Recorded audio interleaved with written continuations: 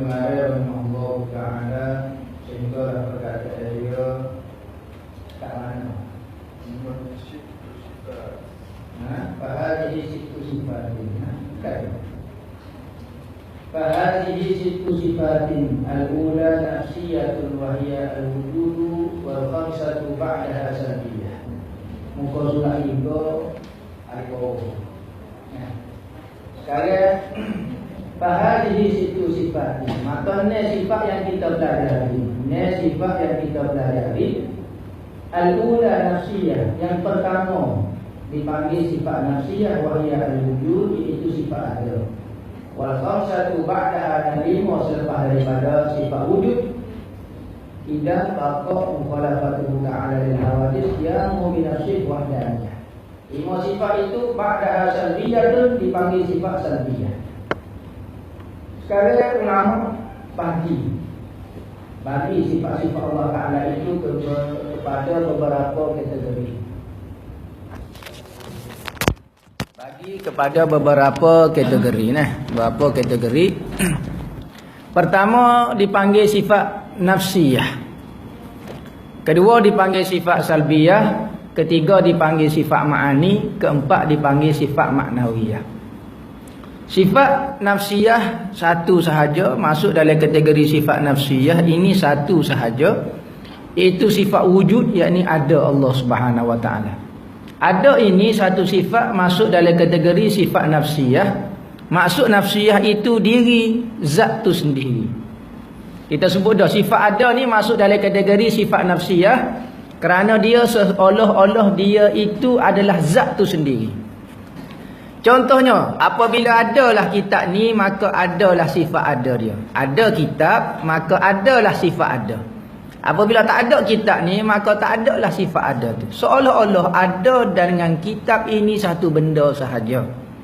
Maka sifat ada yang ada pada Allah, ulama masuk dalam kategori sifat nafsiyah. Sifat diri dia.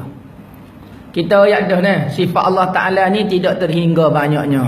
Jangan kita kata ciri-ciri yang ada pada Allah Ta'ala ni ada 20 saja.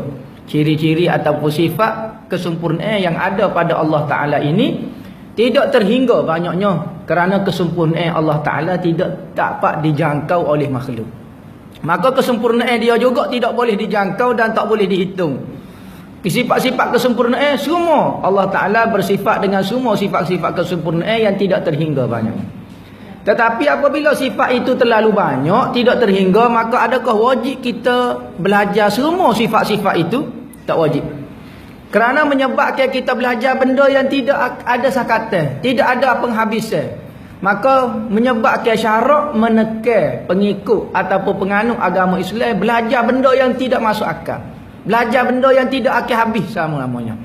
Maka ulama kata belajar 20 sifat ataupun 13 sifat sudah dapat membezakan di antara makhluk itu apa, Tuhan itu apa dia. Kita sebut dah, asalnya wajib kita kenal Allah Subhanahu wa taala. Wajib kita kenal Allah Subhanahu wa taala. Katanya Allah Taala dalam Al-Quran, fa'lam annahu la ilaha illallah. Wajib kamu alim apakah kalimah la ilaha illallah. Tiada Tuhan, hanya Allah Ta'ala sahaja Tuhan yang sebenar. Kenapa kamu kata Allah Ta'ala sebagai Tuhan? Kena sebut ciri-ciri yang ada pada Allah yang menyebabkan kita kata dia Tuhan. Maka nak sebut banyak sangatlah, terlalu banyak sangat sifat kesempurnaan Tuhan. Maka ulama kata sebut 20 tu tak apa dah, ataupun 13 sifat sebagaimana khilaf ulama ahli sunnah wal jamaah. Okey, tak apa dah lepas dah ilmu fardu ain bab mengenal Allah. Dah lepas dah ilmu fardu ain untuk mengenal Allah Subhanahu wa taala.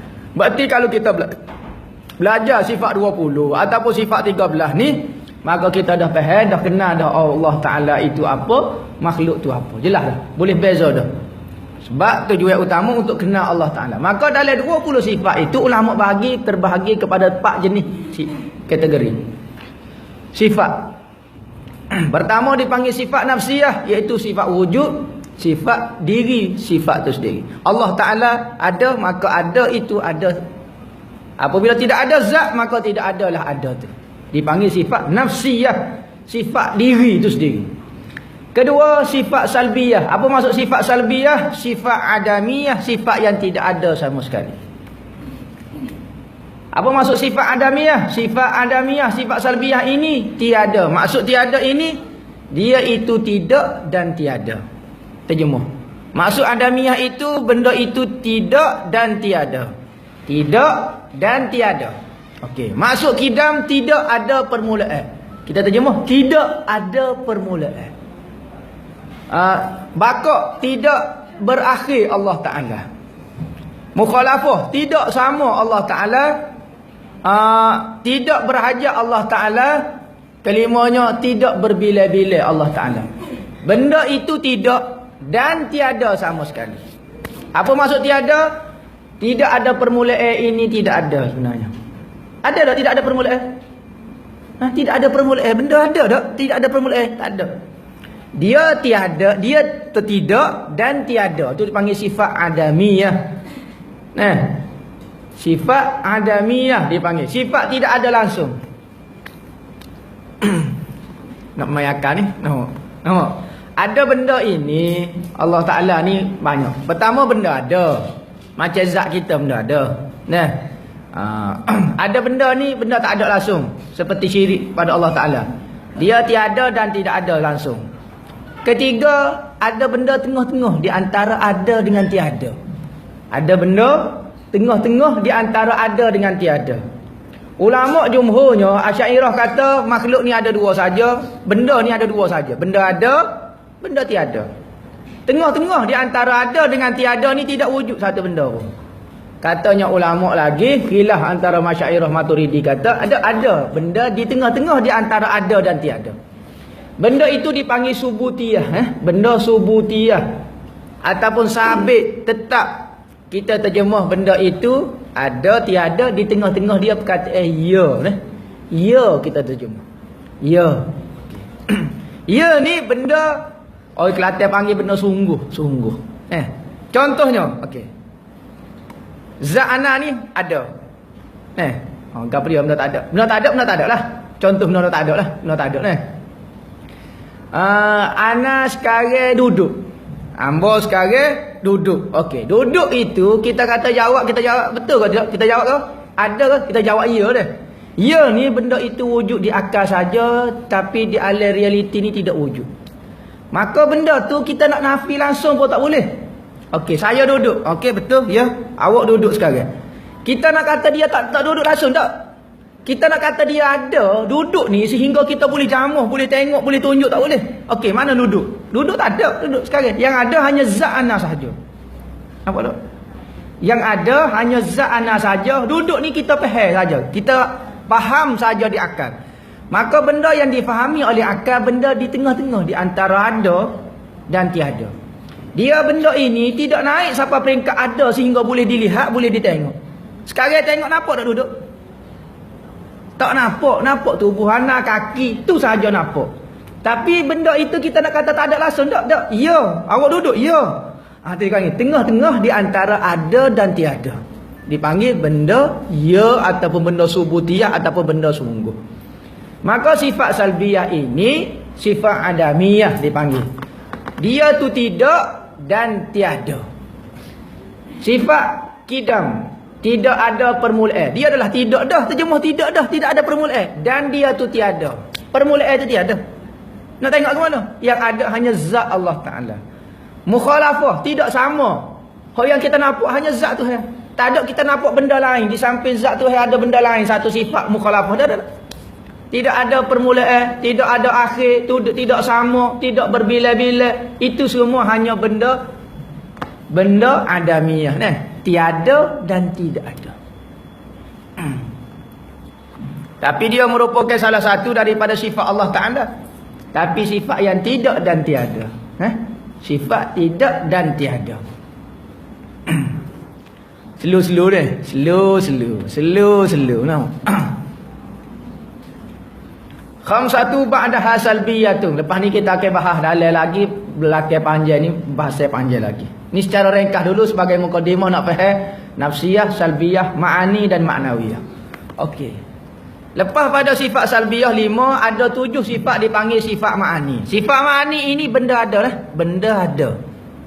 Di samping zat Allah Ta'ala, kalau Allah Ta'ala buka hijab daripada pandangan kita kita boleh lihat sifat ma'ani sebagaimana kita boleh melihat zat Allah Ta'ala. Sebab tu sifat ma'ani ni benda ada. Sifat ma'ani ada 7. Kudrat, iradah, ilmu, hayat, sama, basar, kalam. 7. Kalau Allah Ta'ala buka dari hijab dari pandangan mata kita, kita boleh tengok sifat ma'ani ni. Terjemuh sifat ma'ani kemampuan. Kemampuan berkata-kata, kemampuan melihat, kemampuan mendengar. Maka kalau kita boleh buka hijab, Tuhan buka hijab, kita boleh nampak zat Tuhan. Dan satu lagi kemampuan mendengar dia macam mana. Tu dipanggil sifat ma'ani. Makna benda ada. Sifat ma'ani ni, apa maksud ma'ani ni? Terjemuh jamak dari kalimah makna. Makna ma'ani. Apa maksud makna? Maksud dan tujuan. Okey, tujuan daripada telinga mendengar. Maka Allah Ta'ala bersifat dengan tujuan kepada mendengar. Tujuan kepada telinga tu adalah mendengar. Melihat tujuan kepada mata. Maka Allah Ta'ala bersifat dengan ma'ani kepada mata. Makna ataupun tujuan kepada mata. Kenapa Tuhan tidak ada telinga? Tidak ada mata? Kerana benda ini tidak memberi apa-apa makna pun. Telinga, orang apabila seorang itu meninggal, telinga dia masih molek tapi dia tak boleh mendengar dah. Mata, apabila seorang itu Allah Ta'ala cabut kemampuan melihat dia. Mata okey tapi tak boleh melihat dah. Kemampuan berkata-kata dia, apabila Tuhan cabut kemampuan berkata-kata, hanya tinggal mulut saja, maka tidak boleh berkata-kata. Berarti benda ini tidak ada makna apa-apa. Cuma sunnatullah, Allah Ta'ala buat kemampuan mendengar itu di telinga. Boleh kalau tidak Allah Ta'ala buat kemampuan mendengar di selain daripada telinga? Boleh. Kemampuan berkata-kata biasa Allah Ta'ala buat di lidah. Kadang-kadang Allah Ta'ala buat di pada selain lidah. Boleh. Kadang-kadang kita tengok benda tak ada lidah boleh kecek. Tengok radio daripada pagi malam bercakap tak ada lidah. Kita jangan terlalu terfikir sangat, jangan terlalu terikat sangat dengan hukum Allah, dia panggil hukum Allah ni. Allah Ta'ala buat satu makhluk, buat makhluk ini menurut sunnah dia supaya mudah. Kalau orang sakit telinga misalnya, okey tak dengar, okey pergi hospital cek telinga. Kalau lah Allah Ta'ala tak buat ikut sunnatullah, kadang-kadang mendengar dengan kepala lutut, dengan kaki, dengan apa jadi masalah nak pergi doktor. Saya tak dengar doktor, lepas tu nak fikir ke mana? Saya mendengar dengan kepala lutut. Sudah. Ngaji pula lah dianya, jadi masalah. Maka Allah Ta'ala nak mudahkan manusia menguruskan alam ni. Allah Ta'ala buat ikut sistem. Bukan kata Tuhan tak boleh buat supaya mudah. Misalnya orang kelabu mata, sudah pergi doktor kata cek mata dah, saya tak melihat dengan mata dengan tapak tangan. Allah, masalah pula orang tangan lagu lain pula. Maka jadi masalah Tuhan nak urus makhluk ni. Hukum sunnatullah ini Allah Ta'ala kata walan tajida li sunnatillahi tahwila. Kamu tidak akan mendapati perubahan dalam sunnatullah. Kita nak makan nenah. Okey, tanah benih denah nah. Ada tanah benih durian tumbuh nanah. Tak masalah. Tokan nenah jadi pening kepala. Ngamo, tahun ni jadi nenah belaka. Tahun depan, nak tanah lagu mana? Tahu saya tanah dah benih denah. Tumbuh durian, tumbuh serta, tumbuh lasak, tumbuh apa. Akhir sekali pekor selipar Jepung tumbuh denah. Okey, Tuhan boleh buat, tetapi payah manusia nak urus bumi ni. Tujuan sunnatullah supaya manusia boleh merancang satu benda, boleh buat satu benda, boleh susun satu benda, mudah. Bukan di kuasa Allah. Kuasa Allah Ta'ala boleh buat apa saja, cuma nak memudahkan pengurusan dunia saja. Maka lidah ini tidak memberi apa makna. Apabila hilang ma'ani kepada lidah ini, maka tidak memberi apa-apa kesan. Orang yang petah bercakap tak boleh nak bercakap. Dah apa? Rosak, tak rosak.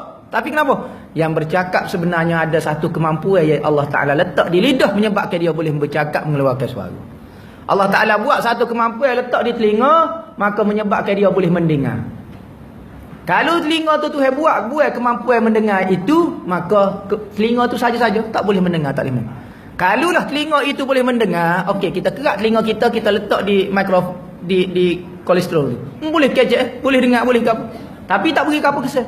Kalulah mulut itu sendiri boleh berkata-kata, kita kerak mulut kita letak di apa dia di meja tu boleh berkata-kata. Tak. Sebenarnya ada satu kemampuan lain. Tu panggil benda ataupun ma'ani, makhluk benda yang ada tu. Allah Ta'ala cipta pula di tubuh kita. Biasa kemampuan kata-kata Allah Ta'ala letak di anak tekak kita lah.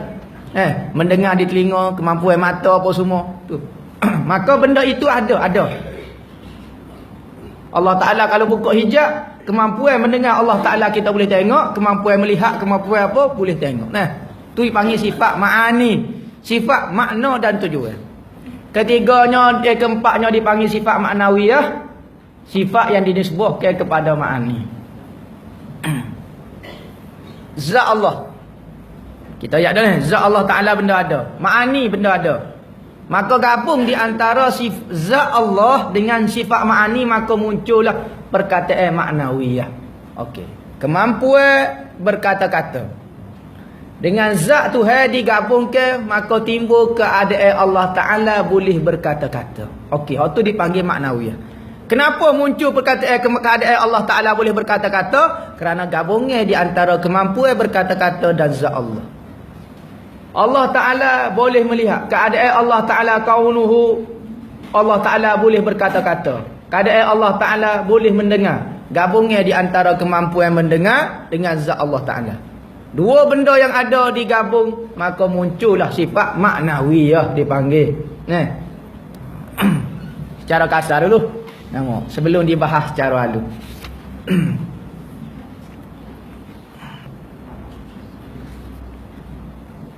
Summa yajibu lahu ta'ala sab'u sifatin tusamma sifatil ma'ani wa hiya al-qudratu wal iradatu muta'alliqani bi jami'il mumkinat. Dia kata kemudian wajib bagi Allah Ta'ala menurut akal wajib. Kaedah dia kalau lepas perkataan yajib, perkataan la ulam. Kalau yajibu ala maknanya wajib menurut syarak. Maka bagi Tuhan tidak ada syarak bagi dia sebab dia yang mereka syarak ni. Syariat-syariat ni haram, wajib, makruh, sunat apa semua ini direka dibuat oleh Allah Ta'ala. Maka undang-undang tidak terkena atas Allah Ta'ala. Tujuan undang-undang ni untuk mukallaf sahaja, iaitu manusia dan jin. Selain daripada tu tidak ada hukum haram, makruh, sunat apa semua, tidak ada bagi selain daripada dua ni. Khusi kambing tak payah pergi semaya Jumaat apa, tak tutup aurat pun tak apa, tak akan seluar pergi surau apa tak apa, tak ada masalah apa, kena istinjak kena gapo tak ada masalah apa. Kambing sebab tidak mukallaf. Yang mukallaf manusia dan jin. Itu yang panggil syarak. Mana kalau selepas perkataan yajib lahu wa yajibu lahu summa yajibu lahu, wajib bagi dah lah ni, maknanya wajib menurut akal. Akal kita fikir apabila Allah Ta'ala itu Allah Tuhan yang sebenar, maka dia mesti ada ciri-ciri ketuhanan dia. Akal fikir. Berarti kita mengenal Allah Ta'ala, kalau tidak ada Al-Quran pun kita boleh kenal Allah Ta'ala. Tetapi nama tu memanglah, nama tu Allah Nabi Muhammad mari beritahu. Tetapi sifat-sifat, ciri Tuhan-Tuhan yang sebenar kita hanya fikir dengan akal boleh terima dah. Sebab kita hidup ni kita rasa kita dikuasai oleh sesuatu. Kita nak buat sesuatu tak berlaku. Hak kita tak boleh buat berlaku pula. Hak gini kita. Berarti kita ni bukan kalau kita kontrol tubuh kita sendiri. Kadang-kadang kita nak anak comel-comel tu biar anak, ya Allah tak jadi dah pula cacat kau berapa dia. Ada orang gini-gini, jadi banyak benda kita rasa di tubuh kita sendiri. Alah ni lagi-lagi lah.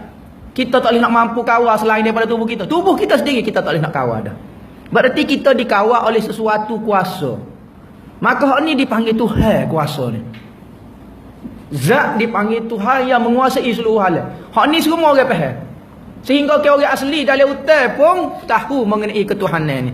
Sebab itulah orang asli dalam hutan dia sembah pokok, dia sembah goni. Kerana apa? Kerana wujud dalam hati dia ada benda yang menguasai hutan ni. Sebab dia nak buat sesuatu tak berjadi. Dia tak boleh buat berjadi pula. Tapi seolah-olah ada benda, maka dia mencari-cari. Gapo dia kau benda yang menguasai benda tu, maka dia lihat benda hok nampak ganah pokok hutan besar kau gapo, maka dia buat sembah. Maka dia puja pokok tu kerana dia merasai perasaan bertuhan tu. Maka semua Allah Ta'ala letak dalam hati dia rasa bertuhan, rasa dikuasai oleh suatu kuasa.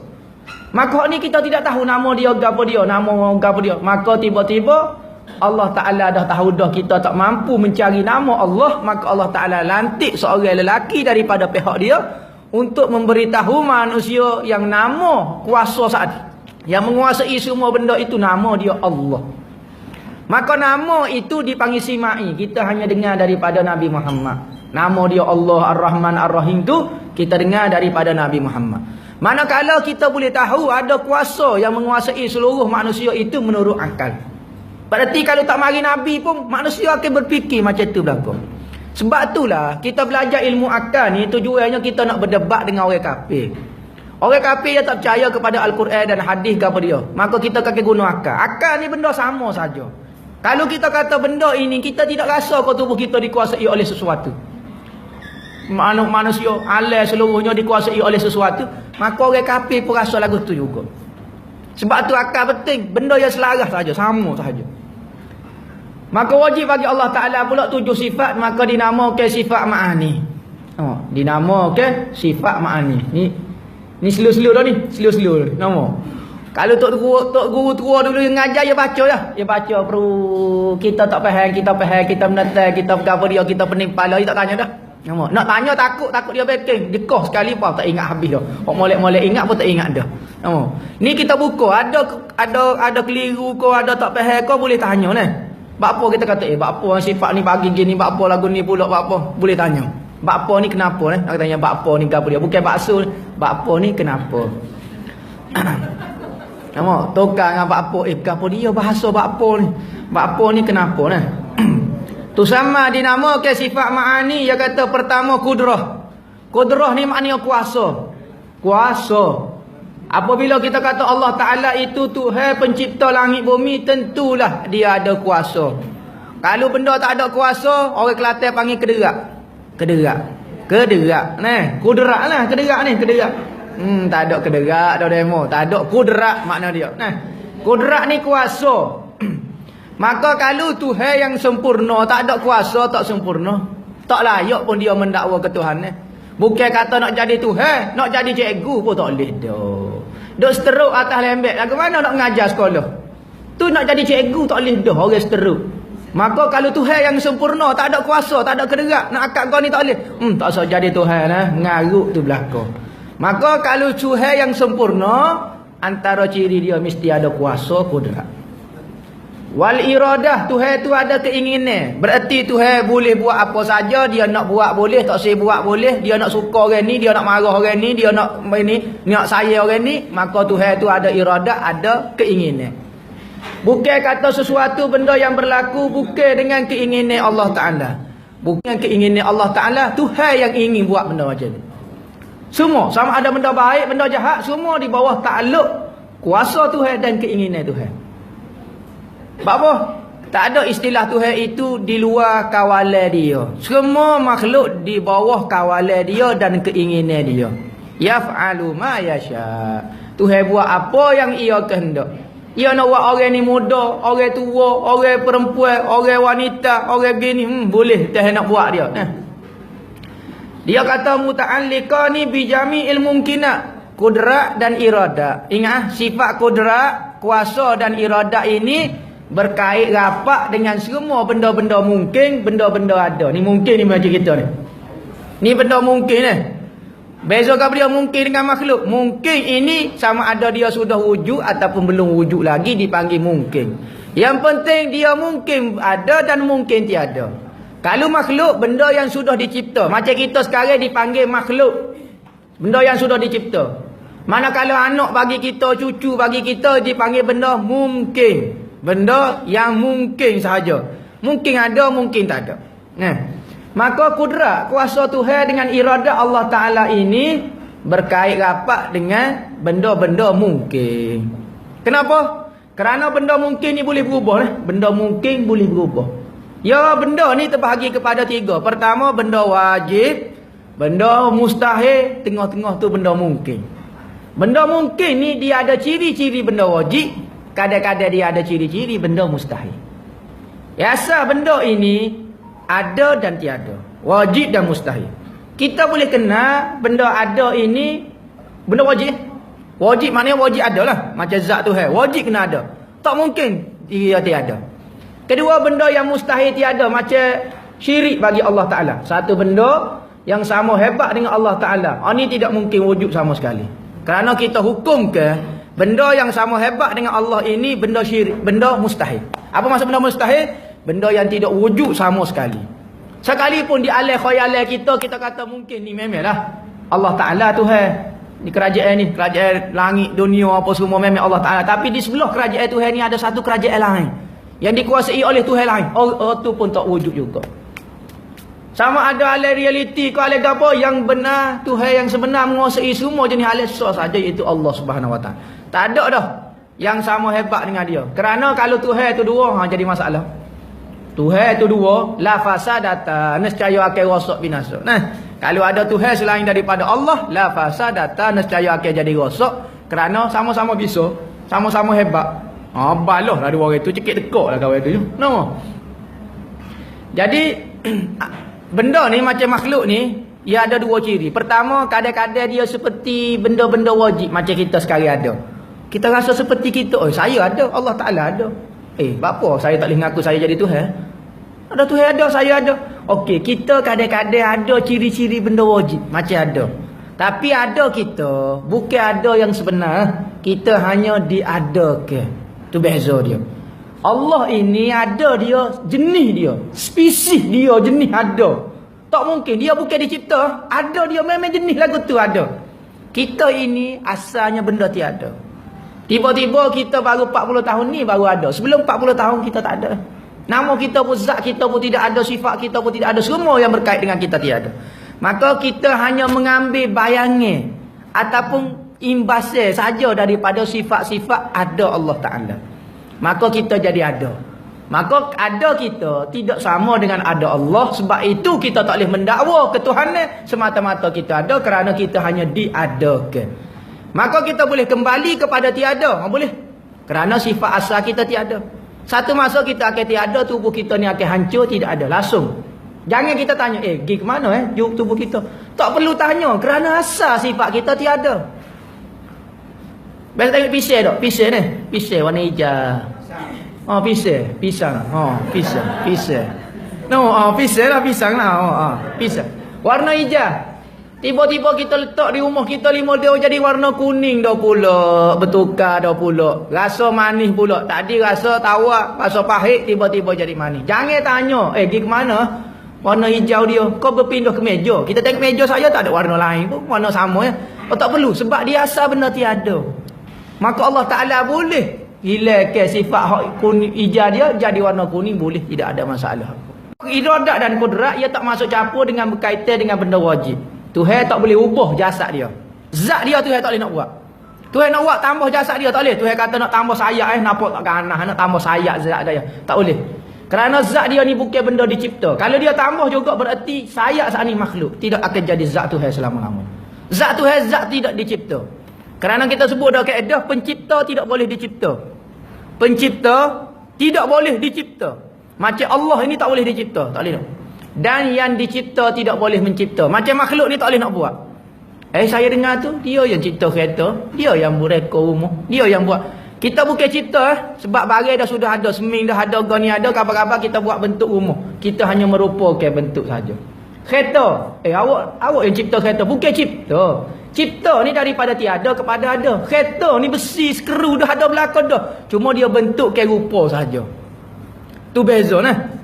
Yang dicipta tidak boleh mencipta. Yang mencipta tidak boleh dicipta. Tu kaedah dia. Tuhan boleh dicipta tak boleh.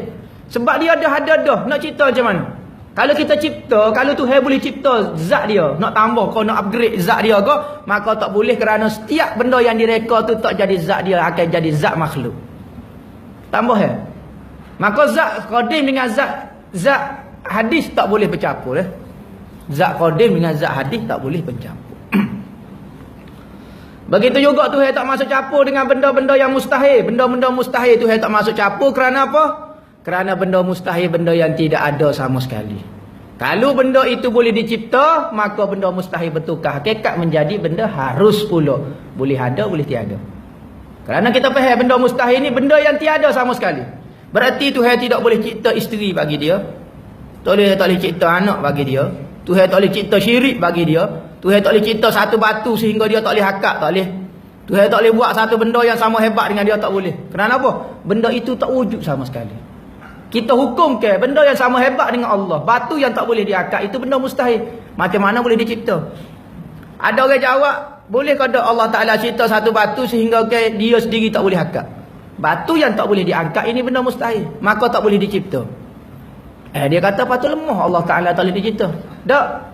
Lemah ni kalau benda yang kita tak boleh buat tapi kita tak boleh buat. Macam benda mungkin. Benda mustahil ni kita hukum ke tidak ada sama sekali.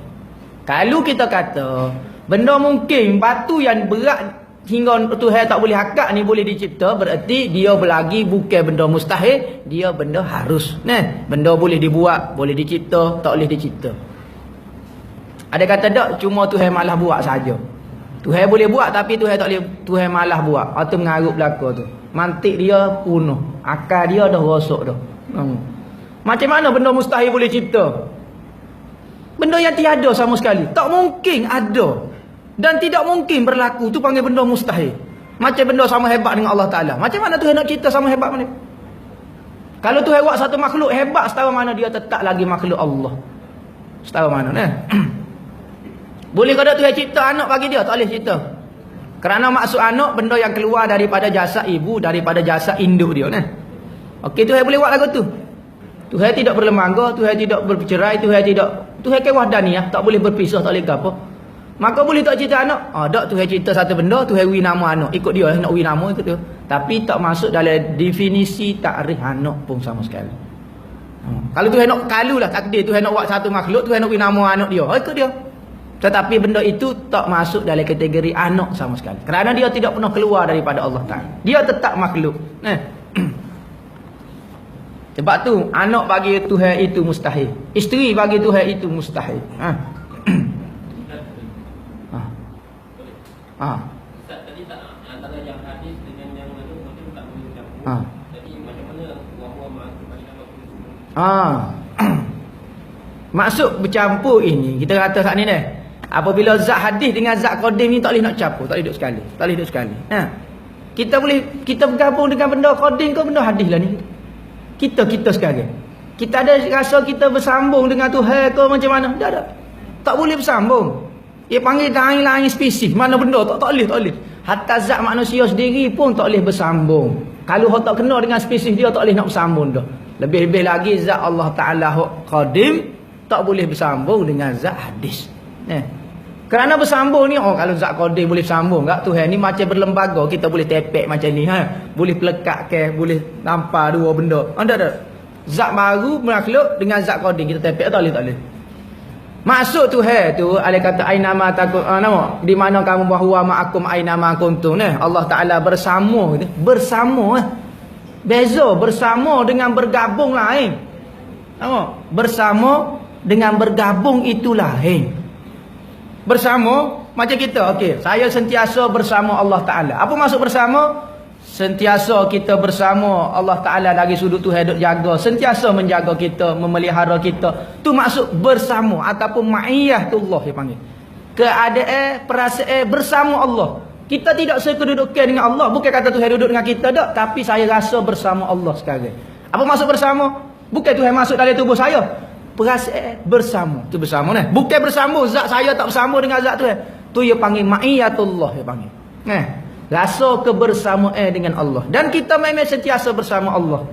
Kita gilah pada satu tempat yang kosong, tidak ada benda, tidak ada makhluk, hanya kita saja wujud. Selagi mana wujud makhluk, selagi itulah ada Allah Ta'ala. Bukan kata Tuhan itu bergantung dengan wujud makhluk, tak. Tapi apabila ada makhluk, ke mana-mana dia tetap bersama Allah. Tuhan sentiasa jaga dia, Tuhan pelihara dia. Itu maksud ma'iyatullah bersama Allah. Wa huwa ma'akum aina ma kuntum. Bukan kata bersama zat Wal ilmu muta'alliqu bi jami'il wajibat wal jaizat wal mustahilat. Dan sifat ilmu pula. Apa maksud sifat ilmu? Tuhan itu ada kemampuan untuk mengetahui. Bukan ilmu itu, ilmu ni tiga makna dalam bahasa Arab. Ilmu bermakna fan. Ilmu tauhid maknanya fanut tauhid. Seni bidang tauhid. Ada makna ilmu itu maklumat. Awak tahu tak ilmu ni? Maknanya maklumat mengenai ini. Ada ilmu bermakna maklumat. Ada ilmu makna ni sifat, kemampuan untuk mengetahui. Berarti ada di zat Allah Ta'ala satu kemampuan dia boleh mengetahui semua benda. Semua maklumat. Sama ada maklumat itu benda wajib, maklumat mengenai diri dia. Allah Ta'ala tahu. Semua berkaitan dengan diri dia. Allah Ta'ala tahu dengan benda-benda mustahil. Tuhan tahu maklumat mengenai benda mustahil. Contoh benda mustahil syirik bagi Allah Ta'ala. Tuhan tahu. Tidak ada syirik bagi dia. Tidak ada isteri. Tidak ada benda yang sama hebat dengan dia. Dan Tuhan tahu juga benda jaizat, benda harus macam sekarang ni. Tuhan tahu kita ada buat apa sekarang. Gapo dia kita, makhluk kumel, sekecil-kecil makhluk kumel ko, bakteria ko, gapo dia Tuhan tahu. Nampak sebesar-besar makhluk arah ko, gapo dia Tuhan tahu. Semua di dalam maklumat Allah Ta'ala belaka. Tu bang. Jadi ilmu Allah Ta'ala ni berkait dengan semua benda wajib. Tuhan tahu semua benda wajib. Contohnya zat Tuhan. Maksud wajib ni gapo dia wajib semaya haram tu. Betul tak? Bukan wajib semaya, wajib haram tu. Wajib ni bukan wajib lagi sudut akal. Benda yang mesti ada. Tuhan tahu benda yang mesti ada. Tu panggil wajib. Benda yang mesti ada. Mujahizat. Benda yang harus ada. Wal mustahilat. Benda yang mustahil ada. Bukan kata wajib ni lawan haram ni. Wajib ni lawan mustahil. Dalam perbahasa ilmu tauhid. Kita sebut dah. Hukum hakim ni dibahas dalam kitab fiqh. Haram, makruh, sunat ni dalam kitab fiqh. Dalam perkataan wajib dalam ilmu tauhid dipanggil wajib lawan kepada sifat mustahil. Kenapa sekalipun nama sama nah. Wal hayatu wa hiya la tata'allaqu bi syai'in, dan hidup itu pula tidak berkait dengan apa-apa. Okey. Sifat hidup bagi Allah ini tidak ada tugas. Dia panggil tidak ada ta'alluq lah. Ta'alluq dengan apa-apa. Semata-mata duduk di zat Allah Ta'ala, maka Allah Ta'ala hidup dan tidak berkait dengan apa-apa. Tuhan nak menghidupkan, Tuhan tidak guna hayah dia, Tuhan guna kudrat dia. Berarti kudrat yang main peranan mengenai benda makhluk ni. Hayah Tuhan semata-mata duduk di Allah Ta'ala, maka Tuhan hidup. Okey, Tuhan tak nak menghidupkan, Tuhan tak guna sifat hayah dia, Tuhan guna sifat kudrat dia.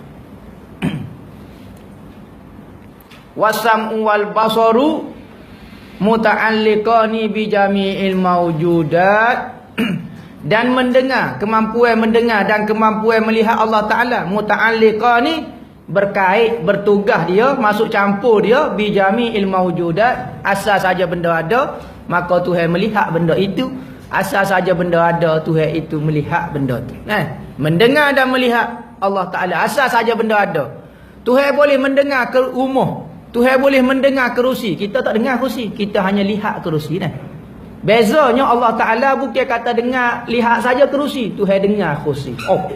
Kerana kerusi itu benda ada, kita hanya lihat sahaja. Khilaf ulama. Adakah Tuhan mendengar benda suara sahaja? Tuhan melihat benda warna sahaja? Tak, Tuhan dengar dan lihat semua suara. Kita suara kita dengar, kita tak lihat. Tuhan lihat suara dan Tuhan dengar suara. Apa apabila sebut mendengar saya pegang telinga? Biasa sunnatullah kata mendengar pakai telinga. Boleh kata saya kata Tuhan mendengar ya lutut, boleh, tapi jadi orang keliru, jadi bakpo tunjuk siku. Yang fikir kata Tuhan mendengar pakai telinga. Apabila kita sebut Tuhan berkali mendengar pakai telinga, Tuhan ada telinga. Tak. Cuma contoh saja. Takribul fahmi, mendekatkan kepada faham. Al-kalam allazi laisa biharfin wala sautin wallahu a'lam. Mikir dulu, ni dulu pelajaran. Mata umum barahing, benda asasi, benda yang wajib dipelajari lelaki dan individu. Semua individu kena belajar, lelaki ataupun perempuan. Kita nak faham Allah Ta'ala ni kena guna akal sikit. Ada orang kata jangan guna akal dalam ilmu tauhid. Kita pergi Al-Quran dan hadis, patut tak payah guna akal, guna kepala lutut. Tak boleh juga. Islam tidak terlalu bodoh sehingga mengajar penganut dia jangan guna akal. Islam suruh guna akal. Ayat Quran kata wa fi anfusikum afala tubsirun, afala ta'qilun. Semua suruh guna akal. Jadi kita nak memahami Allah Ta'ala, nak mengenal Allah, mesti guna akal. Ni bukan ustaz-ustazah wajib kena belajar. Semua individu kena belajar sebenarnya. Ni kitab paling asas. Dia tidak bahas lain daripada fardu ain saja. Ini hanya membahas kalimah la ilaha illallah Muhammad Rasulullah, tak keluar daripada kalimah tu. Kita nak kenal Allah dan kenal Nabi Muhammad. Itu sahaja. Tak lebih. Pendapat kau mazhab kau Mu'tazilah tak ada dalam kitab ni. Sebab tu ana pilih kitab ni kerana kitab paling asas sekali. Qul huwallah, saya kenal Allah Ta'ala, qul huwallahu ahad. Jangan. Terlalu mudah memahami. Kenapa kita bahas terlalu panjang? Supaya fahami yang kita faham sekarang sama dengan fahami ulama-ulama dulu, sama dengan fahami Sayyidina Abu Bakar, sama dengan fahami Sayyidina Umar.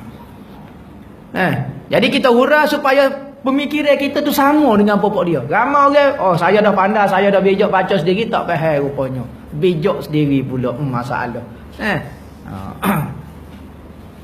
Dia tak faham ciri-ciri yang ada pada Tuhan, ciri-ciri yang ada pada makhluk, ciri-ciri yang layak bagi Tuhan. Dia bertukar habis. Ciri-ciri makhluknya letak di Tuhan. Ciri-ciri Tuhan letak di makhluk. Oh, jadi pening. Dia kata dia kenal Tuhan, berarti dia sebagai pening. Nama. Wal kalam allazi laisa biharfin wallahu a'lam. Ada soalan ke? Tadi berkaitan dengan wajib, mustahil dan mungkin. Tadi persoalan yang bertanya boleh ke Allah buat batu yang besar. Maknanya kita dah letakkan soalan kategori itu dekat mustahil. Jadi tak payah nak dibahas. Okey, mustahil tu benda tak boleh buat. Benda tak boleh buat ni. Jadi soalan itu sendiri pun dah salah dah. Boleh kau tidak? Memang tak boleh. Lemah, tak lemah. Tak boleh cipta benda hak tak boleh cipta, mana boleh? Tak boleh mencipta benda yang tidak boleh dicipta, tak lemah. Ya hak lemahnya benda boleh dicipta tapi kita tak mampu mencipta. Tu. Kerana benda mustahil dia tidak akan keluar daripada kawasan tiada selama-lamanya. Dia akan tiada selama-lamanya. Kalau kita boleh keluar ke dia daripada kawasan tiada kepada ada, dia akan jadi benda mungkin.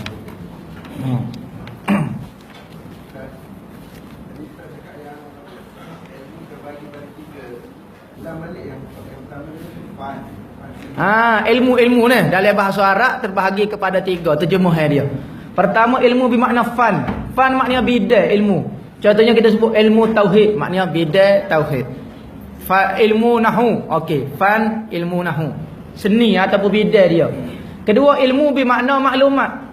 Awak tahu tak mengenai ilmu ni? Okey, mengenai maklumat ni, benda yang diketahui. Ilmu lah benda ilmu ni benda yang diketahui, benda yang kita tahu tu panggil maklumah. Benda yang diketahui, maklumah. Ketiga, ilmu bermakna kemampuan mengetahui. Kemampuan mengetahui ataupun panggil sifat ilmu. Terjemah dia kemampuan mengetahui. Benda-benda yang diketahui dipanggil maklumat. Benda-benda yang diketahui dipanggil maklumat. Tu juga dipanggil ilmu. Kemampuan untuk mengetahui maklumat saat ni juga dipanggil ilmu juga. Nama. Sebab tu jangan terkeliru terjemah. Terjemah bagi sifat tu, ilmu itu kemampuan untuk mengetahui. Benda yang diketahui dipanggil maklumat. Agar dia panggil ilmu juga. Tu panggil ilmu ni ada 3 makna menurut bahasa Arab. Dia faham ke tak? Kali tamu belajar deh. Lepas ni dalil lagi.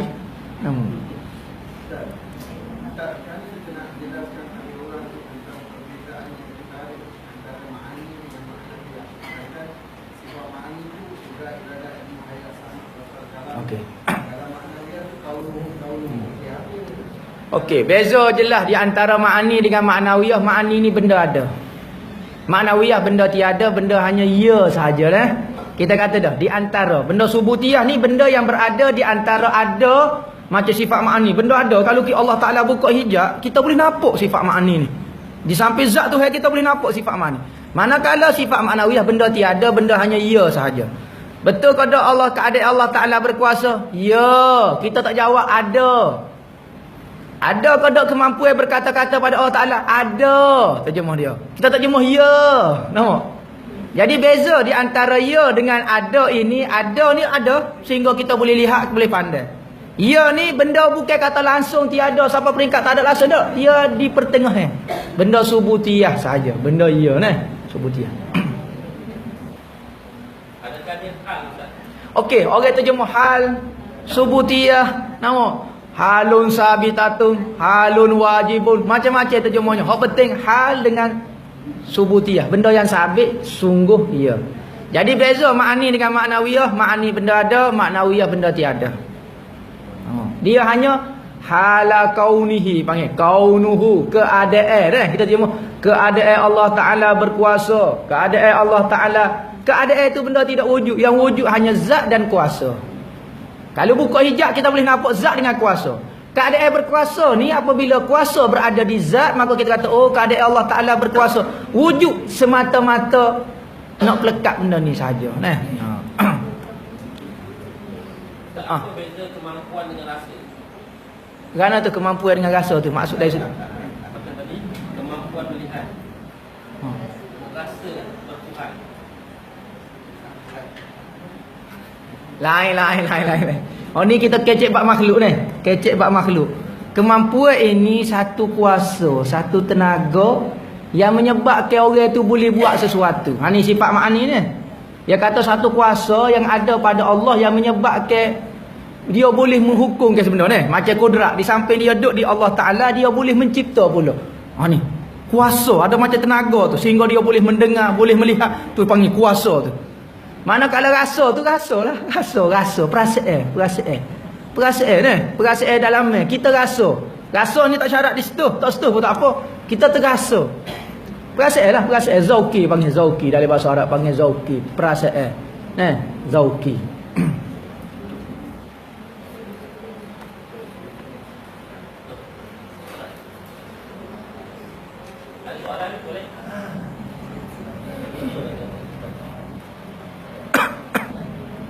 Kali pertama belajar memang pening lah. Nama. Kena habis 10 butir kitab baru nak boleh faham. Kalau sebutir kitab nak faham dah, memang bisa terror betul lah. Nama, cekak betul lah akal dia. Apa erti qadim dan azali khilaf ulama ni? Qadim dan azali ada kata satu makna. Qadim benda yang tidak ada permulaan, azali juga benda yang tidak ada permulaan. Ada ulama kata qadim ni benda yang ada yang tidak ada permulaan, macam zat Allah. Azali pula benda yang tiada tapi tidak ada permulaan, macam sifat kudrat. Macam sifat apa dia? Macam ikutlah. Macam sifat wahdaniyah. Nampak tidak berbilik Allah Taala. Ada tak benda tu tidak berbilik Allah Taala? Sifat wahdaniyah tu ada ke tak? Tidak ada, kita ngaji dah. Wahdaniyah ni tidak ada, tetapi dia tidak ada permulaan. Bila ke Allah Ta'ala tidak berbilik-bilik? Azali lagi. Benda yang tidak ada permulaan dipanggil azali. Benda yang ada yang tidak ada permulaan dipanggil qadim. Macam zat Tuhan, benda ada dan tidak ada permulaan dipanggil qadim. Kalau sifat-sifat Tuhan benda ya saja, macam sifat kudrat, macam sifat ma'ani, macam sifat salbiyah.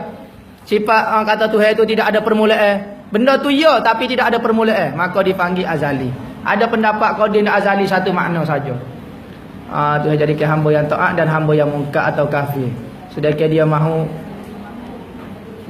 menjadikan semua beriman. Okey. Kenapa Allah Taala buat orang tu beriman, orang buat tak beriman? Tuhan nak tunjuk dia tu sifat al-musawwir, Tuhan tu sifat merupakan. Kalau lah Tuhan nak tunjuk, Tuhan buat Tuhan comel belaka, orang pun comel, makhluk pun comel, apa buat orang cacat? Tuhan tak mampu kau buat orang sempurna. Kenapa buat orang cacat? Tak, Tuhan nak tunjuk dia boleh buat apa saja, musawwir dan kudrat dia. Kalau Tuhan buat satu pattern yang comel belaka, jadi kita tak nampak Tuhan boleh buat dak benda cacat. Jadi confuse pula kita. Maka Tuhan zahirkan supaya kita faham Tuhan boleh buat apa saja.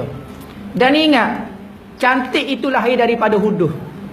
Cantik kita faham kenapa benda ni cantik, kerana ada benda huduh daripada dia. Kalau tidak ada benda huduh pada dia, benda itu tidak akan dipanggil cantik. Kanan, kenapa kita panggil kanan? Kerana wujud kiri. Kalau tidak ada kiri, kita tak akan panggil benda tu kanan.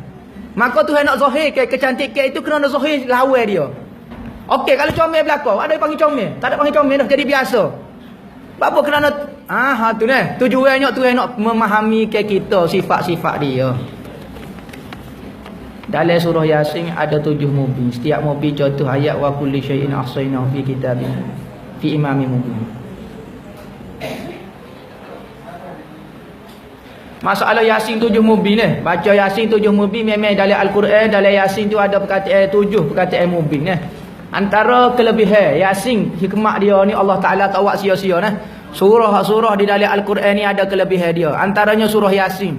Dan surah Yasin ni begitu ma'ruf dengan pokok kita ni. Orang Melayu paling suka. Bukan orang Melayu, orang Arab pun suka. Kerana kelebihan yang banyak. Nabi kata Yasin lima quri'alahu.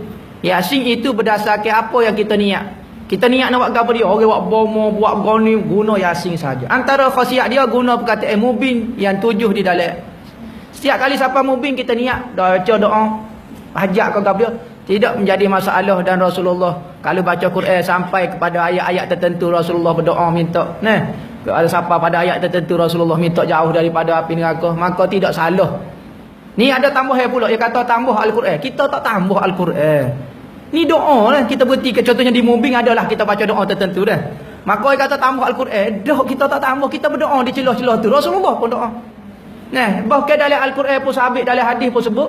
Kadang-kadang Rasulullah apabila kita sebut Alaihissallahu bi ahkamil hakimin. Adakah Tuhan hakim yang paling hakim sekali, paling adil sekali? Kita pun sebut bala wa ana ala zalika minasyahidin. Tambah Al-Quran tak? Hanya doa saja dan penyaksian saja. Ya, saya bersaksi benda itu. Tambah Al-Quran? Tidak tambah Al-Quran. Kenapa kita kena belajar sifat mustahil? Allah, sedangkan sifat tu tidak ada pada Allah. Dan kenapa sifat mustahil termasuk dalam la ilaha illallah 20 sifat mustahil? Kita kata ni, apa kita perlu belajar sifat mustahil? Belajar sifat yang wajib pada Allah Ta'ala sajalah. Sifat yang ada, mustahil tak payah sebutlah. Gini kaedah dia. Kalau kita tak sebut benda yang negatif, kita tidak akan satu benda yang jelas. Ingat, kita ada, kita nak kena kanan, kita mesti kena kiri. Selagi mana kita kena kiri, kita akan bertambah yakin dengan kanan kita. Okey, dalam kalimah la ilaha illallah, tiada Tuhan, hanya Allah Ta'ala saja. Kenapa sebut la ilah? Sebut Allah saja. Allah ilah, Allah Tuhan, cukup. Tak perlu nafi ke ketuhanan selain daripada Allah. Memang benda tak berlaku, benda mustahil pun. Kenapa sebut lagi? Itu nak memurnikan akidah kita. Kalau kita sekata Allah Ta'ala saja sebagai Tuhan, Tuhan lain, makhluk lain kita tak nafi, berarti masih tak murni lagi akidah kita. Kita kata Allah Ta'ala ada, kita tidak nafi, mustahilnya Allah Ta'ala tiada, masih tak murni akidah Allah wujud itu. Jadi tujuan kita sebut pula, kenapa kita ulang perkataan mustahil? Untuk memurnikan akidah wajib ni. Kita kata Allah Ta'ala ada, mustahil Tuhan tiada. Oh, betul-betul bersih akidah kita. Kalau kita kata Allah Ta'ala ada saja, tak sebut Allah Ta'ala mustahil Tuhan tiada, masih tidak beberapa, tak murni lagi. Okey, itu tujuan ngaji sifat mustahil. Ingat, kita nak ngaji penawar kena ngaji racun. Orang tak ngaji penawar saja, silap-silap bahaya racun, kata penawar betul kata ke. Maka kita kena kenal racun, baru kita kenal penawar dia. Sebab itulah Allah Ta'ala ajar kita ngati la ilaha illallah. Ada nafi, ada isbat ke. Ada kita nafi ke sesuatu benda, kita sabit ke satu benda. Padahal kalau kita sabit ke dah cukup dah. Tak, Tuhan nak memurnikan lagi akidah. Syurga neraka milik Allah. Bolehkah kita apa dia? Balas siapa perbuatan yang buat baik masuk syurga, yang jahat masuk neraka sebagai sunat Allah. Masuk syurga bagi orang buat taat. Buat maksiat masuk neraka ini merupakan sunnatullah dan benda haruh. Sunnatullah ni benda haruh. Berarti boleh kodok kalau orang buat taat kepada Allah masuk neraka boleh. Boleh kodok orang buat maksiat masuk syurga boleh. Tujuan dia kenapa? Supaya apabila kita di dalam taat, jangan kita rasa sedap hati dengan Allah. Jangan kita rasa oh saya dah baik dah, saya bebas dah. Jangan rasa lagu tu. Kita mesti berpegang dengan rahmat kasih sayang Allah. Jangan bergantung dengan amalan kita. Sebab itulah orang taat pun boleh bubur dalam neraka. Tuhan nak ajar kita jangan bergantung dengan selain daripadaku. Ingat, kita baik setara mana kalau Tuhan nak bubur dalam neraka boleh. Tuhan nak ajar kita duduk dalam taat jangan rasa tenang. Masih bimbang lagi, takut-takut, maka khauf dengan rojak ni, perasaan takut dengan harap dengan Allah Ta'ala sentiasa ada. Kita dalam taat, kita masih takut bimbang, takut-takut Allah Ta'ala letak kita dalam neraka. Sekalipun dalam taat. Kita dalam semaya, lepas pada semaya kita sebut astaghfirullahalazim. Kenapa? Bukan lepas buat maksiat. Tak, kenapa lepas semaya pun sebut astaghfirullah. Kita takut semaya kita langit tak jadi. Tak kena dengan keinginan Allah. Tetapi sambil-sambil kita takutlah macam tu, kita tetap harap Allah Ta'ala terima. Maka khauf dengan rojak ni mesti ada.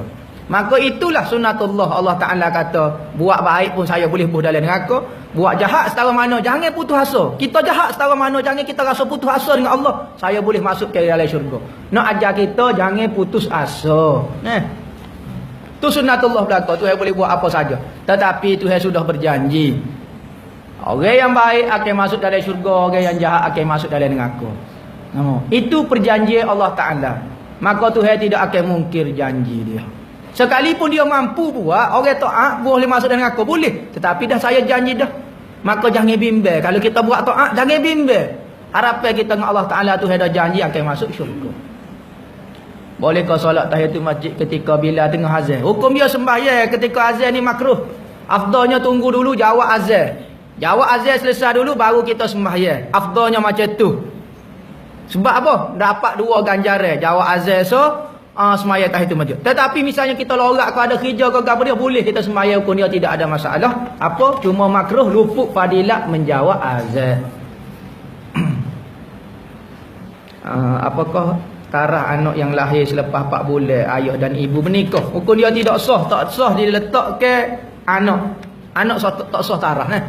Ya mestilah 4 bulan 3 lahzah. 4 bulan 6 bulan 3 lahzah. 6 bulan 3 lahzah barulah daripada tarikh perkahwinan. 6 bulan 3 lahzah. Apa maksud lahzah? Masa akad nikah, contohnya masa akad nikah 5 minit. Masa setubuh, masa beranak. Setubuh 5 minit contohnya lah. Mana? Beranak 5 minit. Okey, 5 minit, 5 minit, 5 minit, 15 minit. 6 bulan 15 minit. Okey, lepas pada tu barulah ayah anak itu dikatakan anak awak. Kalau lahir 6 bulan tepat, tak boleh. Berarti anak ni sudah wujud ketika masih belum akad nikah. Tu kaedah. Takrir dah. Ujian kaji dah lagu tu sebab kajian 6 bulan. Sebab ayat Quran turun kata 30 tolak 24 jadi 6 ke apa semua jadi sebenarnya. Maka ulama kajian sebelum 6 bulan tak layak anak itu disah tarah. Anak saya lahir 5 bulan. Okey. 5 bulan daripada perkahwinan boleh anak dah. Okey, tak boleh. Berarti awak berzina sebelum dah. Anak tu tak sah. Kalau qadi tak boleh nak cok anak tu tarah. Maka berarti berzina lah. Budak tu berzina. Ibu bapa dia berzina ni. Paling lama pula tempoh mengandung 4 tahun 4 tahun. Misalnya seorang itu tinggal suami isteri dia 3 tahun dah. 3 tahun dah kabar-kabar isteri dia telefon, abang tahniah abang dapat anak. Allah. Tinggal 3 tahun baru dapat anak. Okey, sah lagi anak itu dinisbahkan kepada diri dia dan dia tak boleh tuduh isteri dia berzina kerana masih dalam lingkungan mengandung. 4 tahun tinggal. Tak sampai 4 tahun lagi. Okey, telefon. Kita habis tinggal 3 tahun setengah dah ni anak baru lahir. Baru lahir anak 4 tahun 3 tahun setengah. Okey, sah layak. Tapi lepas pada 4 tahun 6 bulan, 4 tahun setengah contohnya. Okey, ini kita telefon. 4 bulan sebulan, 4 tahun sebulan ke. Okey, telefon. Dapat anak lepas tinggal 5 tahun. Berarti zina. Tu kaedah dia. Paling tinggi mengandung 4 tahun, paling awal 6 bulan 3 lahzah. Masalah tawassul pula saat ni. Apa hukum tawassul? Tawassul ni kita ambil wasilah kepada Allah Ta'ala. Sama ada ketika berdoa ataupun ketika melakukan upacara ibadat kita. Boleh kadang kita guna wasilah, guna jalan-jalan cara untuk beribadat kepada Allah Ta'ala. Boleh. Lah ni kan kita pakai kain plekat nak semaya. Itu jual wasilah belakang. Guna sejadah, guna mikrofon, guna tu wasilah untuk ibadat tidak masalah. Ketika berdoa boleh kadang kita guna tawassul wasilah boleh. Boleh. Ya Allah ya Tuhanku dengan berkat kedudukan Nabi, dengan berkat kedudukan wali ni minta supaya kabullah hajat saya. Boleh, tidak ada masalah. Bahkan Nabi Muhammad diutuskan pun jadi wasilah untuk kita dapat tauhid dengan Allah. Dah kita mengaji tauhid direct dengan Allah Ta'ala. Kita boleh agama ni direct dengan Allah Ta'ala. Dak juga melalui wasilah Nabi SAW. Maka Nabi dilahir pun, Nabi dibangkit sebagai wasilah dah pada kita. Hukum gantung gambar di dinding. Hukum boleh kau tak gantung gambar, tengok gambar siapa dia. Kalau gambar kita sendiri gantunglah ikut kita, tak ada masalah pun. Gambar pula tengok gambar macam mana. Kalau gambar pukul gambar ni, kamera ni bukan gambar tu boleh. Kerana bukan melukis Dia kata dalam hadis kata la'anallahul musawwirin Tuhan laknat kepada pelukis-pelukis. Maksud musawwir ni bukan pelukis pembuat arca tu. Buat benda berlembaga tu. Patung, buat patung tu. Mana kalau gambar pukulan ni, pakai gambar ni, kamera ni bukan gambar. Hak ni harus hukum dia. Ulama qiyas dengan cermin, dengan ke cermin. Okey, kita tengok cermin tu gambar ada gambar kita. Dosa kalau tengok cermin? Tak dosa tu gambar ni, ada gambar ni. Berdosa musawwir. Tak, maka kamera pun dia panggil tangkap cahaya nah. Kamera ni dia panggil ni cahaya ni dia tangkap ni. Serap. Dia tak buat apa. Dia hanya ambil gambar asal. Seperti cermin saja. Maka gambar tak ada masalah, boleh gantung. Kecuali gambar-gambar tu menyebabkan orang tengok pelik lah. Nama pakai baju kembali gantung, pakai tepek. Jadi nyanyi orang nak mari ziarah. Kalau gambar-gambar macam tu simpan dalam album. Nak tepek boleh gambar-gambar ulama. Jadi kita tengok jadi semangat untuk agama. Tengok ni. Tengok gambar ulama, gambar siapa dia tak kenali, kau siapa dia orang pesuruh Kiai Saleh, kau siapa dia ni. Pukul gambar tengok jadi naik semangat kita. Okey, sunat pula. Kerana setiap benda yang mengingatkan kita kepada Allah ni sunat. Kita malah berzikir, kita pergi sebeh jadi ingat sunat, kita pergi atas sebeh.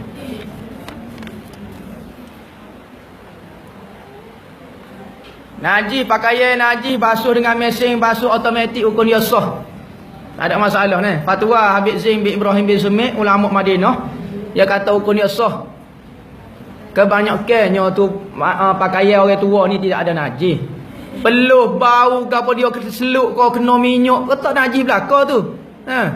Ya najis ni najis lah. Biasa pakaian budak-budak. Maka pakaian orang tua biasa tidak bernajis. Pas mudahnya kalau tak sewi ada khilaf kau gapo dia, okey ambil dulu pakaian najis, pakaian kita kau ataupun pakaian anak tu kita basuh dulu ni. Basuh dulu sikit, okey lepas tu mesin sekali lah. Tak ada masalah apa. Hukum dia sah. Pakaian tu boleh buat sembahyang. Boleh buat solat. Apakah hadis musalsal? Contohnya, musalsal ni hadis, di samping kita baca hadis, kita ada satu wak gerakkan dari hadis. Ada hadis orang riwayatkan sambil penggil janggut. Oh ni masalah tak ada janggut bunuh. No, Rasulullah baca hadis tu sambil penggil janggut.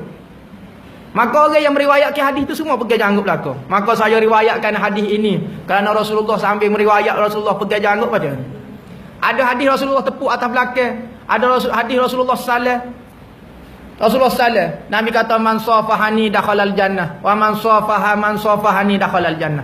Siapa dia yang bersalih dengan hamba masuk syurga. Siapa dia yang pernah bersalih dengan orang yang pernah bersalih dengan hamba masuk syurga. Maka siapa kerani orang terima musalsal ni. Di samping kita sebut hadis, kita terima, kita buat perbuatan pula. Hadis musalsal ni macam-macam. Musalsal kerak kuku, musalsal gini, musalsal hari raya, musalsal baca ayat kursi, musalsal banyak benda lah. Contoh hadis musalsal. Musalsalun hadis musalsal ni bersalah-silah lah. Musalsal kita kena buat satu benda di samping tu. Kena sebut ini uhibbu, aku saya kamu. Sebab Rasulullah nak sebut hadis tu, Nabi sebut lagu tu kepada Sayyidina Muaz. Nabi kata aku suka kepada kamu, aku sayang kepada kamu. Okey, sebut lepas pada semaya Allahumma inni ala zikrika wa syukrika wa husni ibadatik 4 kali. Maka kita riwayat pun kena sebut. Dia panggil musalsal bil mahabbah pula.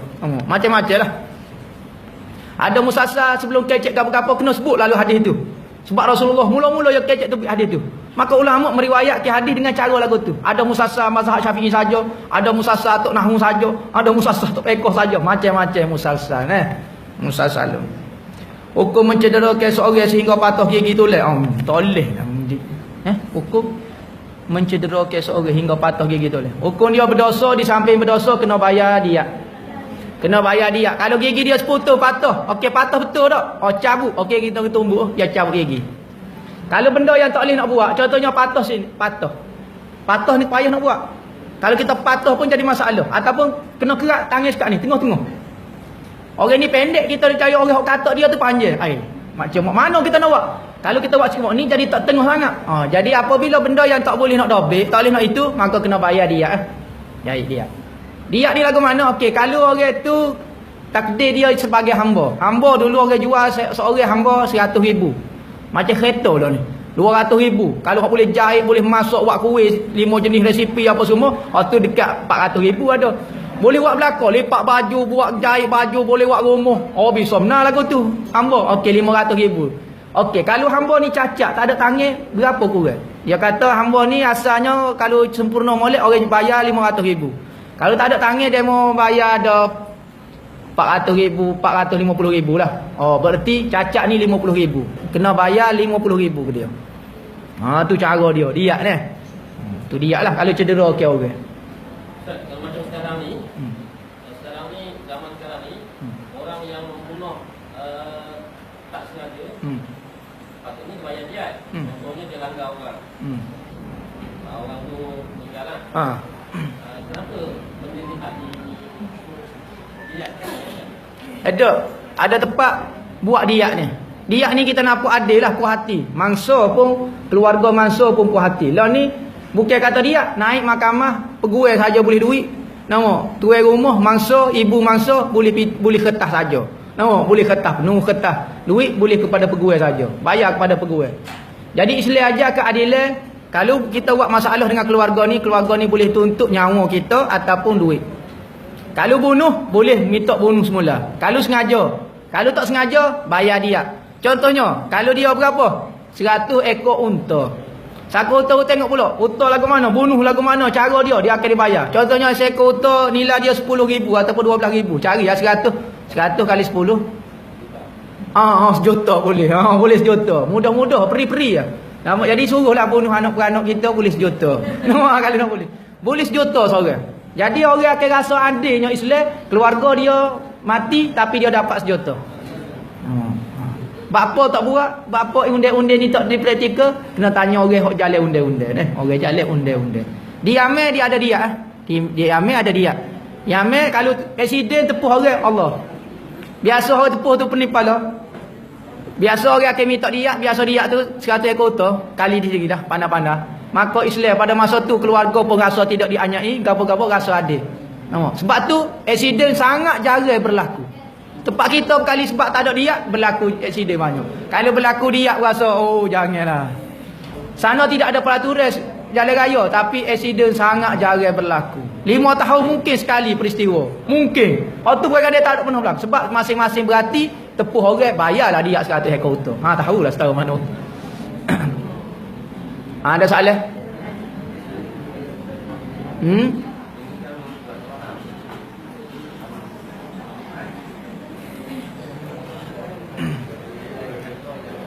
Jadi di samping kita tunggu soalan, kita nak sebut lah.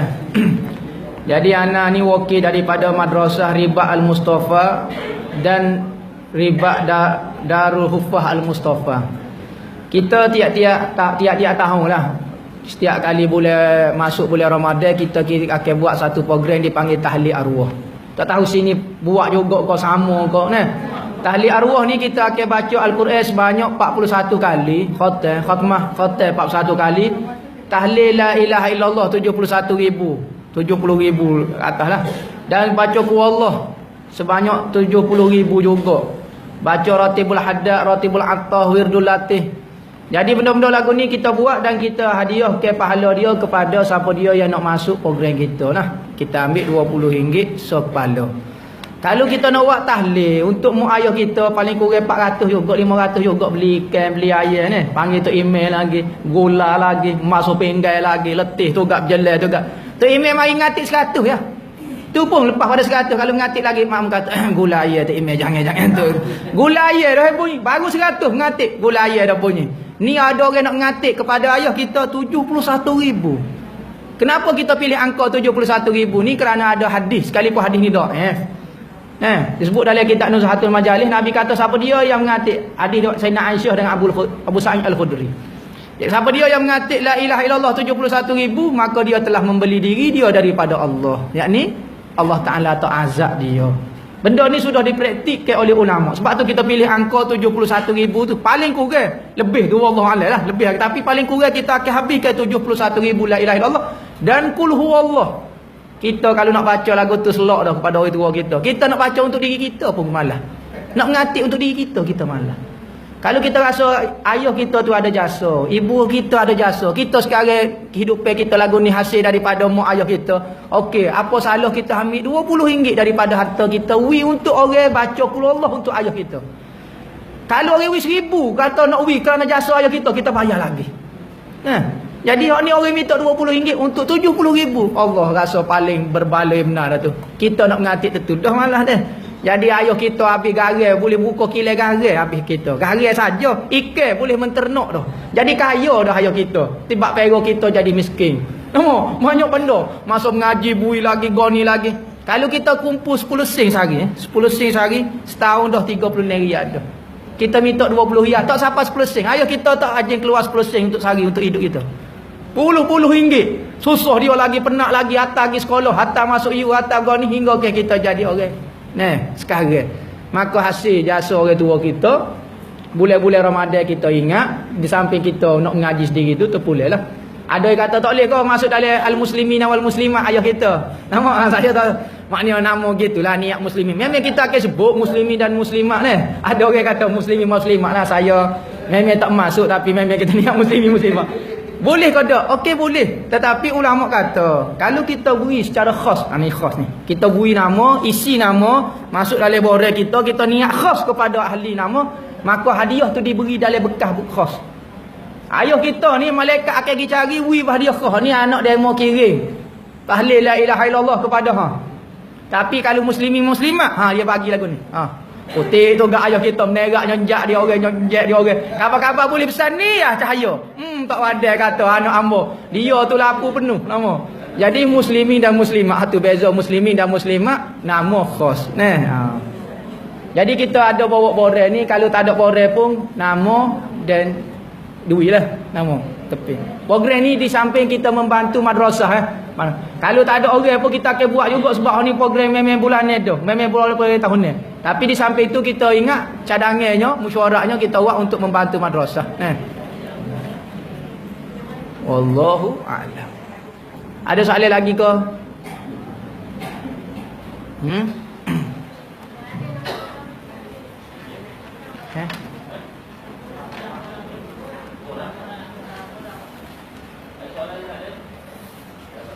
Ada? Ada?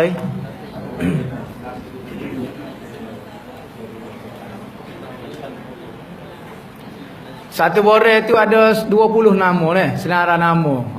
Jadi satu nama tu RM20. Jadi kalau nak isi penuh pun boleh. Misalnya kita kata kakak saya dah buat dah. Okey, hak tu kebajikan kakak kita tak siwak dah ke anak ke ayah mak kita. Jadi kata mak siapa dah 70,000 tu. Jadi tak payah hantarlah. Jangan lagu tu. Ni kebajikan kita pula untuk ayah kita. Nama.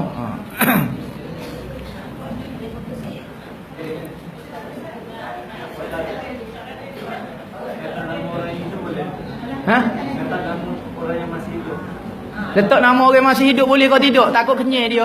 Nama kita kata tahlil ni jadi kenyai pula. Nama kita jadi kenyai. Jadi tak payah makan nasi pula kenyai pula tahlil. Okey, boleh kau tak kita hadiah pahala kepada orang hidup? Khilaf ulama. Boleh kau tidak? Ada ulama kata boleh juga. Tak syarat orang tu meninggal. Tidak syarat orang tu meninggal. Orang tu masih semangat kita hadiah Fatihah kepada guru kita. Guru kita masih hidup lagi. Kita hadiah Ada orang kata hadiah pahala ketika mati ini kurang ajar. Mati baru hadiah. Masa hidup tak hadiah. Ada orang kata masa hidup tu boleh dah hadiah.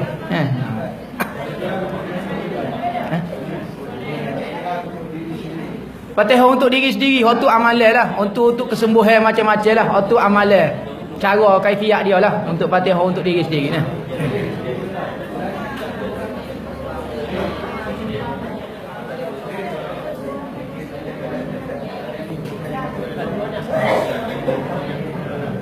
Boleh angkat tangan berapa yang nak korang? Ni sekitar dah 20-30. Soalan.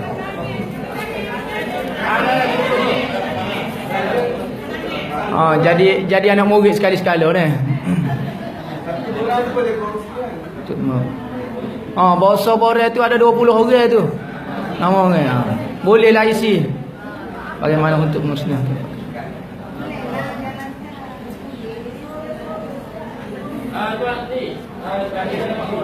Masalah pakaian lama macam mana kita nak buat kebajikan pakaian lama okey tengok. Kita bagi memanjang. Pada borak tu ada 20 segi. Jadi kita tak nak eksploitasi. Nanti di kalangan yang lain bertanggungjawab mengambil kesempatan daripada program ini. Jadi kita menyertakan nombor siri. Kalau kita miskin agak masalah sikit. Sebab mungkin nombor itu berdiri banyak nanti kita tak tahu. Jadi pada orang-orang ini kalau tak cukup ambil tas lain staplekan saja. Jadi yang lain-lain tu kita kalau yang membawa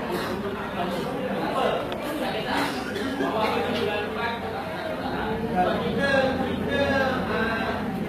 sebenarnya nak ada orang mengambil kesempatan daripada program-program ini. Sebab sekarang ini memang banyak yang berlaku hujan. Jadi kita memohon rasa baik. Jadi kita sabar tu tak ada yang kesempatan lagi proses je. Kita dapat kepada tangan orang lain kita tak mahu. Kita ada dua kongsi lah. Kalau itu maksudnya tuan-tuan dan puan ada JJK badan. Kita tuan masing-masing. Maknanya boleh diambil daripada mak bapak atau tuan masing-masing. Jadi bulan depan bawa sekali. Jadi masing-masing tulisan satu orang. untuk dia dan juga AJK dan sebagainya. Sebab hari ni kita nak kongsi-kongsi dia orang perlainan sekolah. Dia cikgu-cikgu ni ada. Maksudnya macam itu. Gini pengalaman kita buat gini. Okey, selain hok tak ada borel tu, buat mari kertas kosong biasa saja, tulis nama dan sekeping dengan duit. Sebab pernah berlaku program kita buat macam ni, ada orang kutip atas nama kita. Pamphlet juga ada orang, ada peristiwa berlaku depan kita. Dia kutip dengan kita, dia tak tahu ni madrasah kita. Dia minta, saya wakil daripada Madrasah Ribat Al-Mustafa. Ada buat kutipan, kita pun heran minta dengan kita. Kita tanya, tapi kita tak dedah lah dia nya. Tapi kutip nak kata. Dia kutip lama mana dah. Dia kata saya wakil. Kita tak pernah wakil ke orang untuk kutip untuk madrasah kita. Sebab sedikit lah ni kan banyak kan macam-macam. Kadang-kadang tu saja. Jadi kita ni ambil nama dan duit. Tu saja. Tu cara dia. Beres. Tak ada masalah apa. Okey, soalannya bagaimana nak memusnahkan pakaian lama. Pakaian hok lama kalau benda kita rasa boleh pakai lagi, boleh sedekah. Jadi sesuai lah. Ada setengah orang tu kata ada cari sikit. Mungkin dia berminat. Okey kita. Cuma kalau dah tak boleh nak buat apa musnah, kita pakai lah. Macam mana Allah tahu dia tu Tuhan? Macam mana Allah Ta'ala tahu tu dia Tuhan? Begitulah kita tahu kita ni lelaki kau kita ni perempuan. Kenapa? Kerana kita tahu ada sifat-sifat perempuan pada kita, maka kita tahu kita perempuan. Kerana kita tahu kita lelaki, kerana ada sifat-sifat lelaki pada dia. Seorang anggota polis kenal dia tu anggota polis kerana ada sifat-sifat polis pada dia. Maka Tuhan tu tahu dia Tuhan kerana ada sifat-sifat Tuhan pada dia. Macam mana dia tahu? Memang dia tahulah. Macam mana nak bagi kefahaman mudah untuk murid tahun 8? Ayat dia lagu tu lah. 8 tahun. Budak umur 8 tahun tanya, okey. Nama siapa dia? Okey. Apa awak tahu awak lelaki? Jelas. Tak ada orang perlu beritahu. Tak perlu orang beritahu. Kerana ada ciri-ciri tu pada kita. Untuk yang nak terus sekejap. Untuk yang nak terus boleh sifat sini. Untuk yang lelaki. Yang perempuan nanti kita ambil satu orang. Untuk yang terus nak bagi hari ni. Dapat. Yang buat masing-masing nanti ambil dulu. Ada soalan lagi ke?